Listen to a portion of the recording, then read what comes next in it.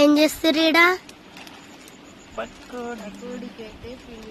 ఇలా అయితే ఒక్క సుక్క కూడా కలపలే, నీళ్ళు ఒక్క సుక్క కూడా కలపలేదు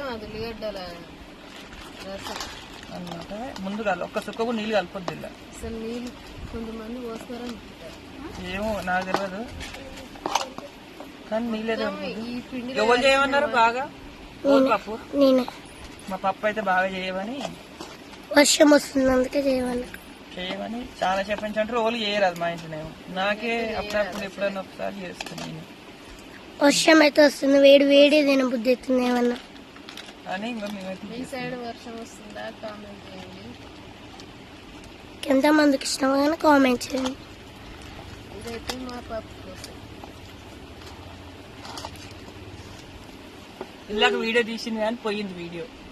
మళ్ళీ వీడియో మంచిగా వచ్చింది అసలు. ఇప్పుడు కూడా ఉంటుందో పొద్దు తెలియదు.